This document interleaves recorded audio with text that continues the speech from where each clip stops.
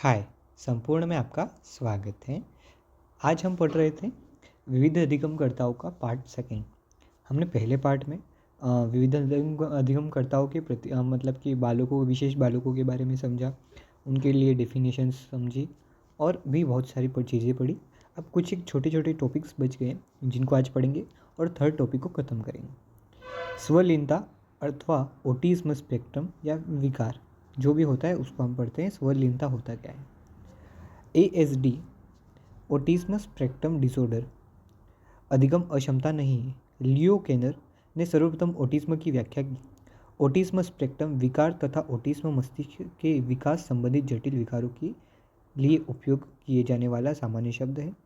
इन विकारों के चिन्ह प्रायः हैं जो कि हम आगे पढ़ेंगे। पहले इन लाइन को मतलब समझ लेते हैं कि एक अधिगम क्षमता नहीं है। क्या? ऑटिज्म एक अधिगम क्षमता नहीं, अक्षमता नहीं है। लियो केनर ने सर्वप्रथम ऑटिज्म की व्याख्या की। किसने की? लियो केनर ने। मोस्ट इंपॉर्टेंट लाइन है, किसके द्वारा ऑटिज्म की व्याख्या की गई? तो लियो केनर के द्वारा। ऑटिज्म स्पेक्ट्रम विकार तथा ऑटिज्म मस्तिष्क के विकार संबंधित जटिल विकारों के लिए उपयोग किए जाने वाला सामान्य शब्द है। यानी कि जो मस्तिष्क के जो विकार होते हैं उनके संबंध में उपयोग किए जाने वाला शब्द है। इन विकारों को प्राय चिन्ह क्या क्या है वो समझते हैं। बाल्यावस्था से शुरू हो जाते हैं ये। ऑटिज्म की दर लड़कियों की तुलना में लड़कों में 4 गुना होती है। इन विकारों के कारण अधिकतर अज्ञात होते हैं, लेकिन शोध में कुछ अनुवांशिक संबंधित कारक प्राप्त हुए।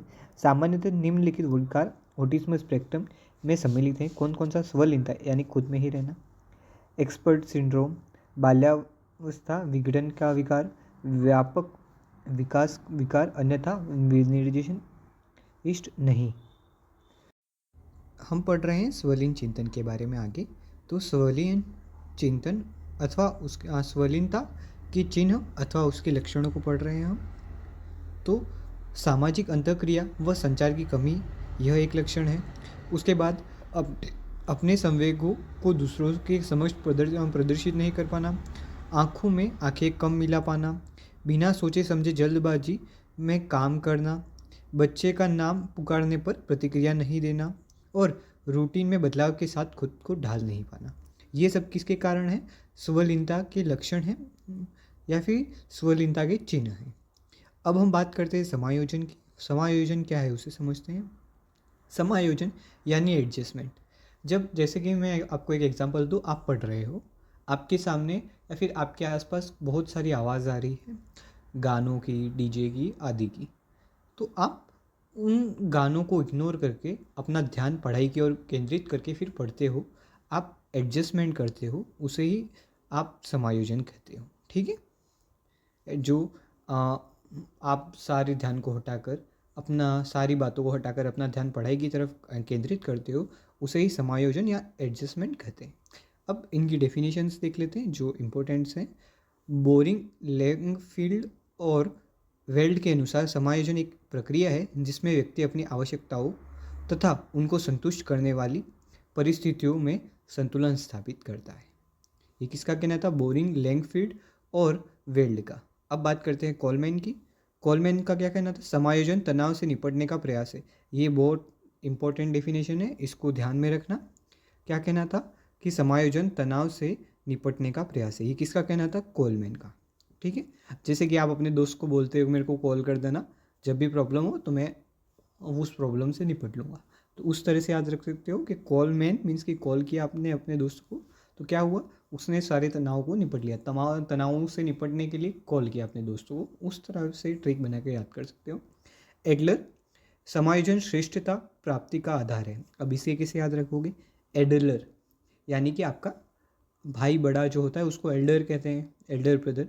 तो आपका जो बड़ा भाई होता है वो आपसे श्रेष्ठ ही होगा और उसको पहले श्रेष्ठता प्राप्त करनी पड़ेगी, क्योंकि आप छोटे हो तो उसकी एज बड़ी होगी, तो उसे पहले कॉम्पिटिटिव एग्ज़ाम या फिर किसी और चीज़ की तैयारी करनी पड़ेगी। तो उससे ही एडलर समायोजन श्रेष्ठता प्राप्ति का आधार है, उस तरह से याद कर सकते हो। उसके बाद स्किनर अधिगम की प्रक्रिया है। अधिगम यहाँ पर शब्द आ जाए और समायोजन के लिए आ रहा है तो स्किनर ने ही कहा होगा, क्योंकि स्किनर ने अधिगम की एक सिद्धांत भी दिया है जो आगे हम पढ़ेंगे नेक्स्ट क्लासेस में। तो वहाँ से आपको याद हो जाएगा स्किनर वाला, तो समायोजन अधिगम की प्रक्रिया है वो। स्मिथ, अच्छा समायोजन यथार्थवादी अथा वह संतोष प्रदान होता है। अब स्मिथ को स्मूथ कर दो। कोई भी चीज़ स्मूथ होती है तो आपको अच्छी लगती है, वो उससे उसको छूकर आपको संतोष प्राप्त होता है। जैसे कि स्मूथ बुक कवर्स होते हैं या फिर स्मूथ कार चलती है तो आपको शांति मिलती है। एक बहुत अच्छी स्मूथ चलने वाली बाइक है तो आपको क्या होगा, संतोष प्राप्त होगा आसानी से कहीं पर भी जाने में। या फिर कार अच्छी होगी तो उस हिसाब से याद कर सकते हो। कुप्पुस्वामी का क्या कहना था, समायोजन प्रसन्नता देता है क्योंकि इससे संवेगात्मक दबाव व तनाव दूर होता है। ये किसका कहना था, कुप्पुस्वामी का। वाइट का क्या कहना था, समायोजन द्विमुखी प्रक्रिया है। देखो ये वाइट से याद हो जाएगा, वाइट कलर जो होता है वो थोड़े समय बाद कैसा हो जाता है, खराब, यानी कि दूसरा डल हो जाता है या फिर ब्लैक कलर हो जाता है। तो वो दो कलर हो जाता है, मीन्स कि पहले वाइट था और फिर बाद में चेंज हो गया, दो कलर हुए। तो समायोजन भी क्या है, द्विमुखी प्रक्रिया है। कुप्पुस्वामी की कोई ट्रिक मुझे इतनी अच्छी याद नहीं आ रही है, आप उसको वैसे ही याद कर लो, ठीक है। अब बात करते हैं समायोजन के बाद आता है कुसमायोजन। तो उसके बारे में, कुसमायोजन क्या है उसको समझते हैं। कुसमायोजन मीन्स कि जब आप किसी चीज़ को, मतलब कि किसी भी परिस्थिति को के अनुसार आप खुद को नहीं ढाल पाते हो, उसे कुसमायोजन कहते हैं। जैसे कि अब आगे जो है एग्जाम्पल है या फिर पूरी डेफिनेशन है उसको पढ़ के मैं समझा देता हूँ। जब व्यक्ति अपनी आवश्यकताओं और उनकी पूर्ति करने वाली परिस्थितियों के बीच संतुलन स्थापित करने में असमर्थ रहता है, तो वह तनाव, दबाव, भग्नाशा आदि मानसिक रोगों से ग्रस्त हो जाता है और असामान्य व्यवहार करने लगता है। उसे क्या कहा गया है, कुसमायोजन। गेट्स ने इसकी डेफिनेशन दी, कुसमायोजन व्यक्ति और उनके वातावरण में असंतुलन का उल्लेख करता है। कुसमायोजन के कारण देख लेते हैं। पहला है व्यक्तिगत कारण, मीन्स के पर्सनल कारण कौन कौन से हो सकते हैं। वंशानुगत कारण हो सकते हैं, शारीरिक कारण हो सकते हैं, व्यक्ति की प्रकृति स्वभाव से संबंधित वातावरण जन्य कारण भी हो सकते हैं, मीन्स कि उसके आसपास का वातावरण ऐसा हो जिसके कारण वो कुसमायोजित हो जाए। आत्मनियंत्रण का अभाव, वो खुद को नियंत्रित नहीं कर पा रहा, सेल्फ मैनेजमेंट नहीं हो रहा है। हीनता की भावना से ग्रसित होना, मीन्स कि गुस्सा, चिड़चिड़ा होना। आत्मविश्वास की कमी होना, ये सबसे बड़ी प्रॉब्लम है, आत्मविश्वास की कमी होना सभी बच्चों में। चिंताग्रस्त होना। अब डगलस और हॉलैंड ने इससे रिलेटेड क्या बातें बताई या फिर क्या सिद्धांत दिया उसको समझते हैं। अंत द्वंद्व एक ऐसे पीड़ादायक संवेगात्मक अवस्था है जो एक दूसरे को काटने वाली और विरोधी इच्छा से उत्पन्न तनाव के कारण अस्तित्व में आती है। अंतर्द्वंद के 4 प्रकार होते हैं कुर्ट लेविन के अनुसार। कुर्ट लेविन ने ये द्वंद्व का मतलब कि जो एक सिद्धांत दिया था उसको मैं आपको पढ़ाऊंगा और कुर्ट लेविन का क्या कहना था उसको समझाऊंगा।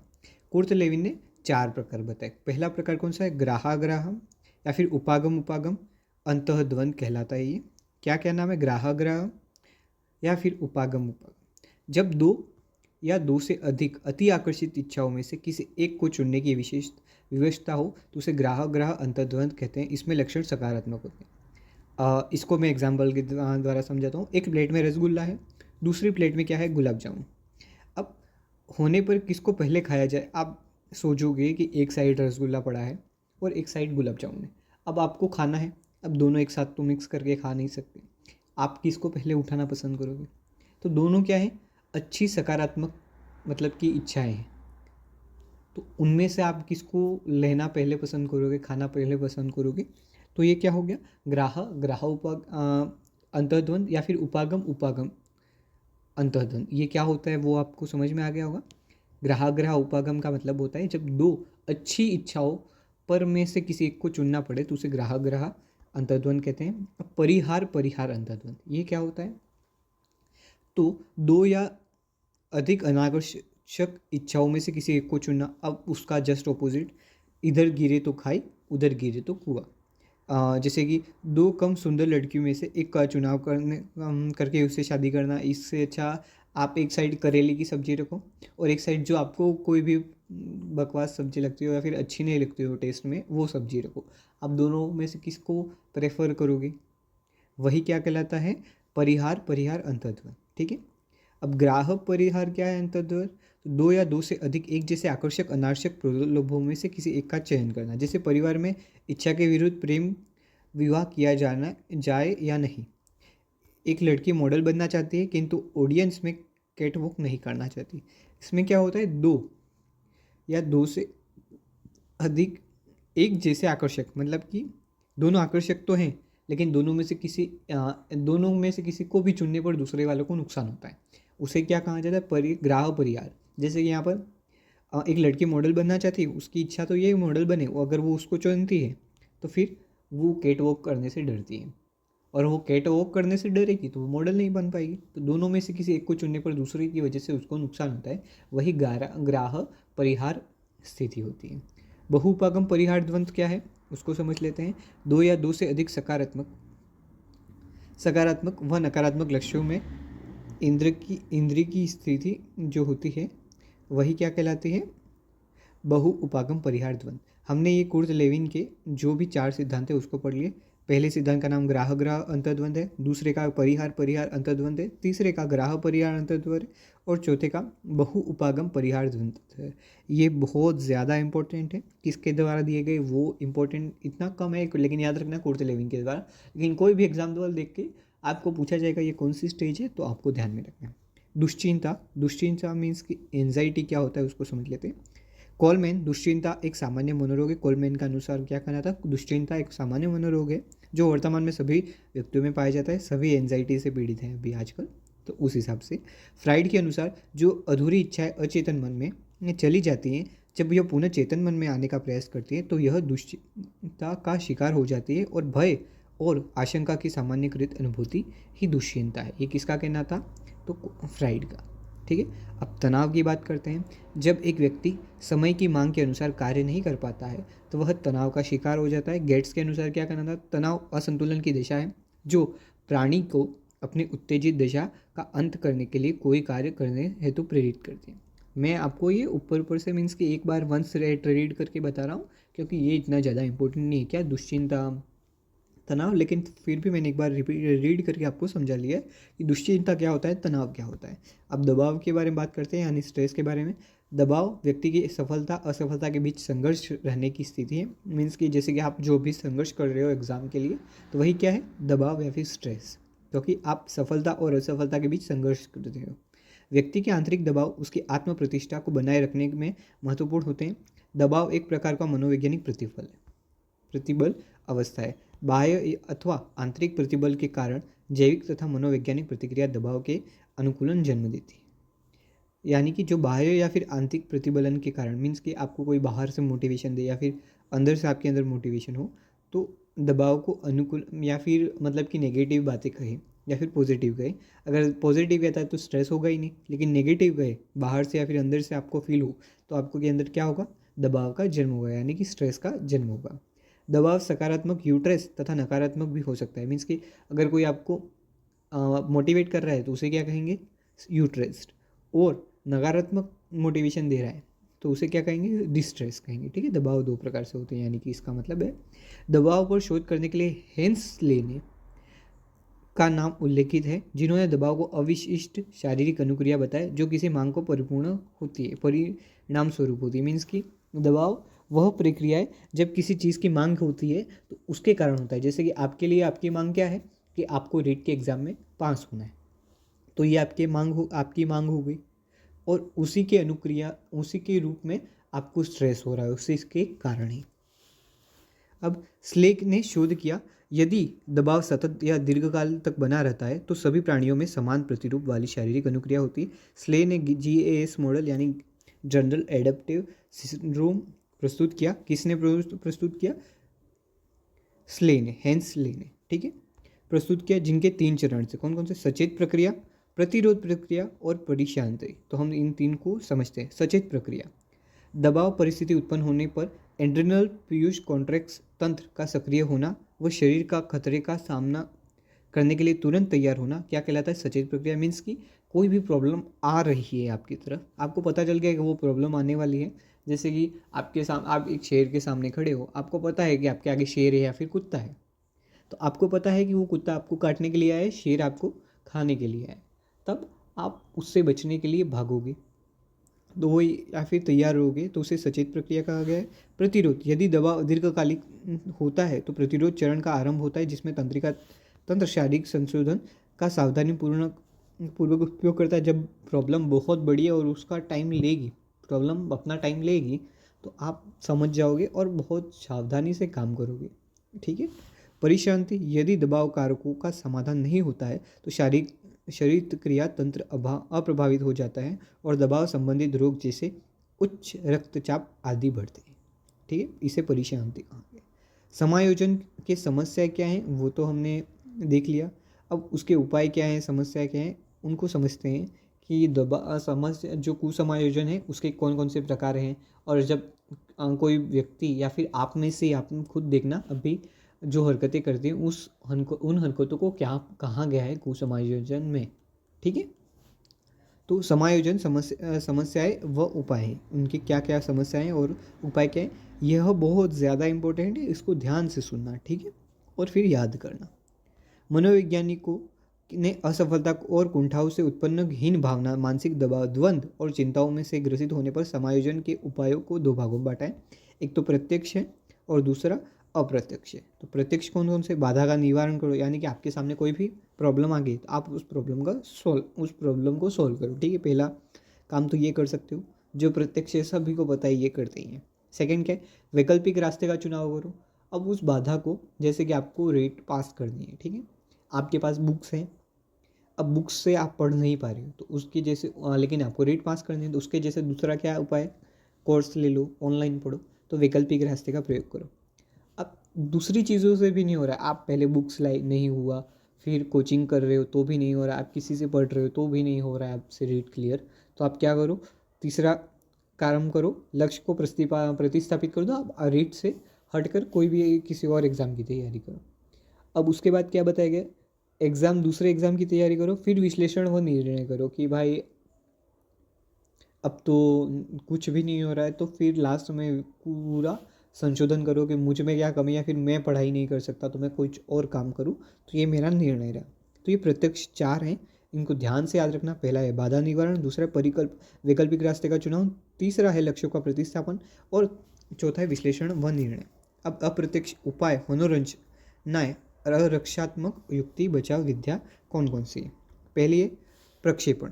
अब ये क्या है, इनको ध्यान से सुनना और समझना, ये बहुत ज़्यादा इंपॉर्टेंट है। मैं IMP चार्ट कर फिर लाया हूँ, आपको याद करवाऊँगा और आपको समझना भी है। पहली है प्रक्षेपण विधि। अपनी विफलता का दोष दूसरों पर सौंपना अथवा झूठे बहाने बनाना। जैसे कि अगर आप अभी एग्ज़ाम में ना करें, ऐसा हो लेकिन कम नंबर ला पाए या फिर आप कोई भी काम ना कर पाए, तो आप क्या करोगे, दूसरों पे दोष दोगे कि और जैसे कि इसकी वजह से मैं नहीं पढ़ पाया, फिर इसकी वजह से मेरा ये काम नहीं हो पाया है, आप दूसरे को दोष दे रहे हो, उसे ही प्रक्षेपण कहा गया है। ठीक है, जब भी कोई व्यक्ति किसी और पर को दोष देता है तो उसे प्रक्षेपण कहा जाता है, इसका याद रखना। जैसे कि एग्जाम्पल, नाच न जाने आंगन टेढ़ा। पड़ोसी से नफरत करने वाला व्यक्ति कहता है कि वो मुझसे नफरत करता है इसलिए मैं उससे नफरत करता हूँ, तो ये प्रक्षेपण विधि है। ठीक है, औचित्यकरण, युक्तिकरण या परिमेयकरण, ये बहुत बार पूछा जाता है, इसको ध्यान में रखना। ठीक है, औचित्यकरण, युक्तिकरण, परिमेयकरण, ठीक है, इसको ध्यान में रखना। यानी कि कोई भी विफलता होती है, आप हार जाते हो तो उसको सही ठहराना कि भाई जो भी हुआ अच्छा हुआ। जैसे अंगूर खट्टे हैं नींबू मीठे हैं टाइप का, आप समझ सकते हो कि मेरे से रीट क्लियर नहीं हुआ तो क्या हुआ, मैं तो RS क्लियर करने के लिए बना था टाइप के उदाहरण या फिर एग्जाम्पल देना। प्रतिस्थापन करना, विस्थापन करना, अपनी कुंठा भावना किसी कमज़ोर या अन्य चीज़ों पर निकालना। जैसे कि कोई गुस्सा हो जाता है तो अपने छोटे भाई बहनों को मारता है या फिर डर आता है, अपने क्रोध को किसी और पर, अपने से कमज़ोर व्यक्ति पर निकालना प्रतिस्थापन या फिर विस्थापन कहलाता है। अब विलोपन की बात करें, विनिर्वर्तीय व्यवहार या फिर विड्रोवल या फिर पलायन, ये बहुत ज़्यादा इंपॉर्टेंट। असफलता या कष्टप्रदायक स्थिति से बचने के लिए अपने आप को अलग कर देना। जैसे कि आप रीट की एग्जाम तैयारी कर रहे हो, आपने एक आधा मॉडल पेपर सॉल्व किया, आपके नंबर 50 से भी कम आ रहे, तो आप क्या करोगे, रीट की एग्ज़ाम की तैयारी बंद कर दोगे और एग्ज़ाम देने ही नहीं जाओगे। तो यही क्या है, विलोपन या प्रत्याहार। अंतःक्षेपण क्या है, दूसरे के गुणों को अपने अंदर देखकर फिर खुश होना, उसे ही अंतःक्षेपण कहा है। दूसरों के दुख या फिर दुखी होना, उसे क्या कहा गया है, अंतःक्षेपण। दूसरों के दुख में दुखी होना, मैं ही ईश्वर हूँ ऐसा मानना है, फिर कोई और खुश होता है तो आपको भी खुशी होती है, उसे ही क्या कहा गया है, अंतःक्षेपण। अब बात करते हैं दमन। फल्याद स्मृतियों व इच्छाओं का स्वतः बहिष्कृत होकर अचेतन मन में चला जाता है।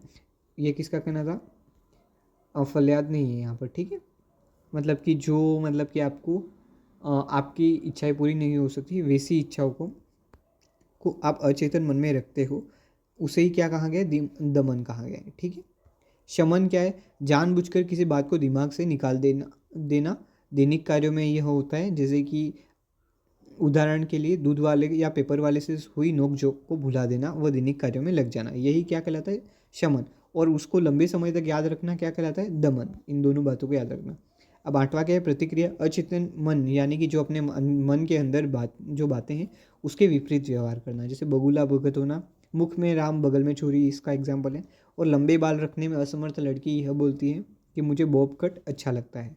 या फिर जो कोई भी, जैसे कि जो वो कार कभी खरीद नहीं पाता है, वो कहता है कि मुझे बाइक से जाना अच्छा लगता है। या फिर जो कोई बाइक नहीं खरीद सकता है, वो कहता है कि मैं साइकिल चलाना पसंद करता हूँ क्योंकि इससे कसरत होती है। टाइप की बातें करना प्रतिक्रिया या फिर रिएक्शन कहलाता है। ठीक है। अब तदात्मीकरण, यह बहुत ज़्यादा इम्पोर्टेंट है और इससे हमें सीख लेने की बात है।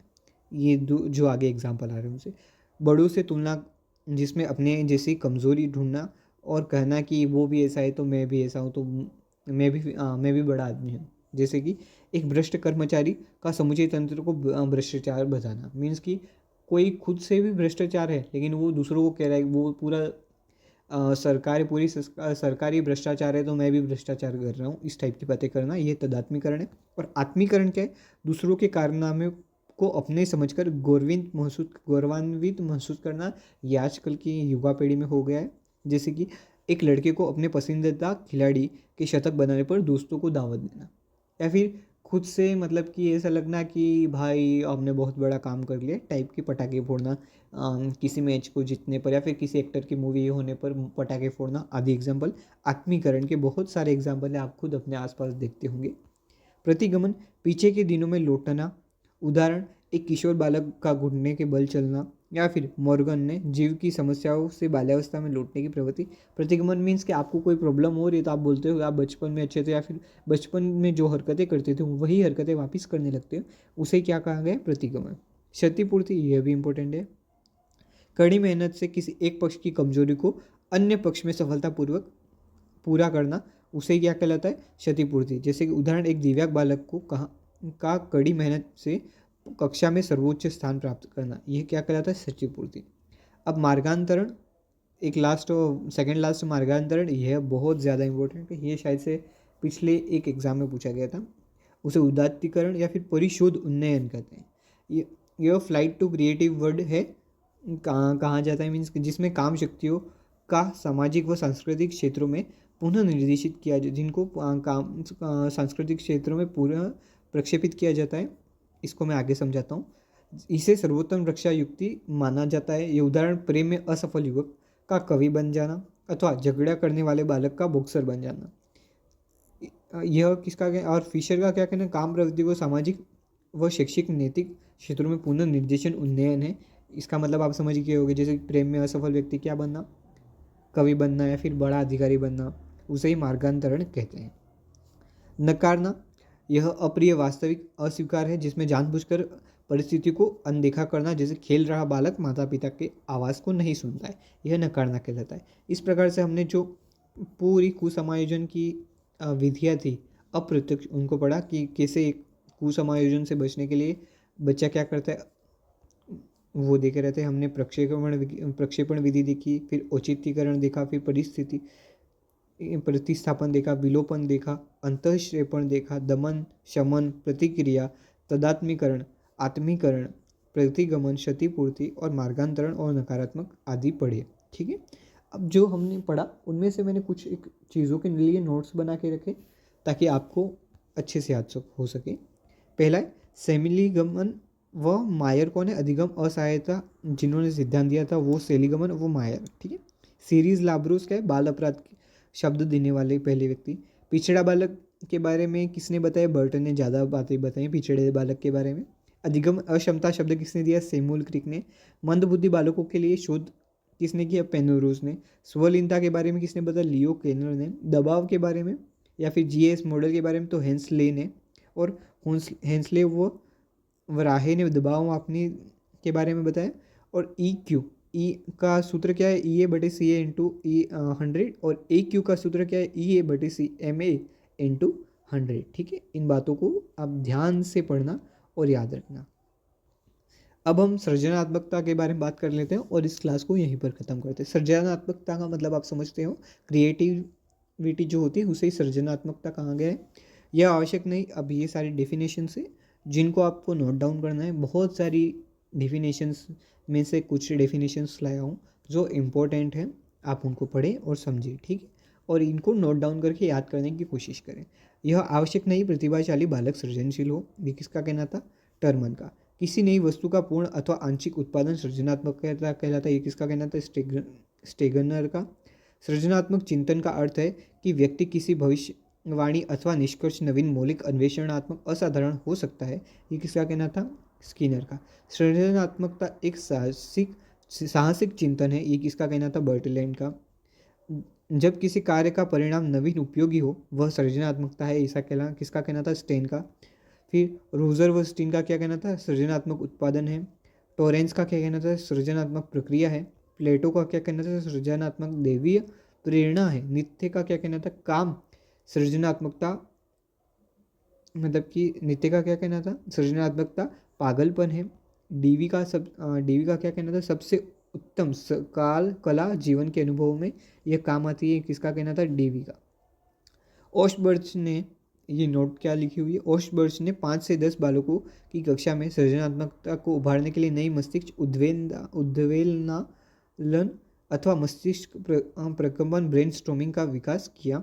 सृजनात्मक के पहलू कौन कौन से उनको देख लेते हैं। खुली अभिव्यक्ति, बहुमुखता, अनोखापन, विचार का अर्थपूर्ण विस्तार करना है, ये सृजनात्मकता के पहलू हैं। एक बार फिर से रिपीट करता हूँ, खुली अभिव्यक्ति, बहुमुखता, अनोखापन, विचारों का अर्थपूर्ण विस्तार करना। गिलफर्ड, मेडलिक और टॉरेंस के अनुसार क्या क्या सृजनात्मकता के प्रकार बताए गए थे, इनको ध्यान से समझना। यह यहाँ से क्वेश्चन आ सकता है, जहाँ पर भी मैं डीपली पढ़ाऊँ या फिर बार बार चीज़ों को रिपीट करूँ, उनको ध्यान में रखना है। ठीक है, तो हम समझते हैं धारा प्रवाहिता, फ्लुएंसी, ये खुली अभिव्यक्ति वाले बालकों के लिए। लचीलापन विविधता वाले बालकों के लिए। मौलिकता अनोखापन रखती है, और विस्तार विचारों का अर्थपूर्ण विस्तार करना कहलाता है। ठीक है, इन चीज़ों को फिर से बोल रहा हूँ, ध्यान रखना, यह आती है एग्जाम में। लचीलापन मीन्स के क्या होता है, विविधता। मौलिकता का मतलब अनोखापन।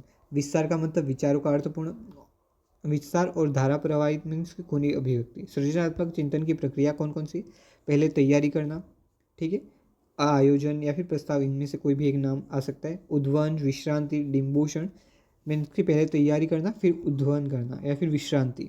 सेकेंड है प्रदीप्ति, और लास्ट है सत्यापन। तो इनके सिर्फ नामों से याद रखो, तैयारी करना, फिर क्या है, उद्वहन, प्रदीप्ति और सत्यापन करना। यह पहले सृजनात्मकता के कार्य। सृजनात्मक का स्वरूप क्या होता है, सार्वभौमिक होती है। सृजनात्मकता बुद्धि में धनात्मक संबंध रखती है। सृजनात्मकता को मापा जा सकता है, ये इंपॉर्टेंट है। ठीक है, क्या सृजनात्मकता को मापा जाता है। सृजनात्मकता बालक अध्ययन में कम रुचि लेते हैं, मतलब कि जो भी सृजनात्मक बालक होते हैं वो पढ़ाई में कम रुचि लेते हैं। अगर आपको भी पढ़ाई में कम रुचि है, मतलब कि क्या है, आप सृजनात्मक बालक हो, ऐसा कह सकते हैं। ठीक है, हम 100% नहीं कह सकते, लेकिन हो सकता है। सृजनात्मक जो बालक होते हैं वो, एक मिनट, हाँ, सृजनात्मक बालक का विकास बाल्यावस्था शुरू होता है और यह 30 वर्ष की आयु में सर्वाधिक होता है, यह ध्यान में रखना।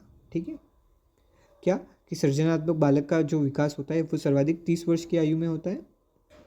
30 वर्ष की आयु तक होता है, मीन्स क्या होता है। सृजनात्मक का संबंध अपसारी चिंतन से, जबकि बुद्धि का अभिसारी चिंतन से। यह मोस्ट इंपॉर्टेंट लाइन है कि अपसारी चिंतन से संबंध किसका है, सृजनात्मकता, और बुद्धि अभिसारी का संबंध किससे, बुद्धि से। सृजनात्मकता की प्रक्रिया है वह योग्यता है, उत्पाद नहीं है। उसके बाद सृजनात्मकता के लिए उचित स्वतंत्र वातावरण की आवश्यक है, अतः कठोर अनुशासन व नियंत्रण सृजनात्मकता का दमन करते हैं। सृजनात्मक कल्पना पर आधारित अमूर्त है। सृजनात्मकता कल्पना पर आधारित तथा अमूर्त है, यह बात याद रखना। फिर इसे नियमानुसार निर्मित किया जा सकता है और उसका शिक्षण भी किया जा सकता है। किसका, सृजनात्मकता। सृजनात्मकता के लिए ओसबर्थ ने मस्तिष्क उद्वेलनालन ब्रेनस्टॉर्मिंग को महत्वपूर्ण माना। एडवर्ड डी बानो ने सृजनात्मकता को पार्श्विक चिंतन कहा। किसने कहा? एडवर्ड डी बानो ने। ठीक है, इस प्रकार से हमने आज अपना यूनिट 3 भी पढ़ लिया। ठीक है, इस बात को ध्यान में रखना। और हम अब पढ़ेंगे यूनिट 4। ठीक है, आपको वीडियो अच्छा लगा हो तो लाइक, शेयर और सब्सक्राइब करें। इतनी मेहनत लगी है तो एक सब्सक्राइब तो बनता है, और आपको अच्छे से समझ में आ रहा हो तो लाइक भी करें, किसी और अपने दोस्तों को भी भेजें वीडियो, ताकि वो भी आगे पढ़ सके। ठीक है, थैंक यू। नेक्स्ट वीडियो में हम 4th यूनिट यानी कि अधिगम के सिद्धांतों के बारे में बात करेंगे।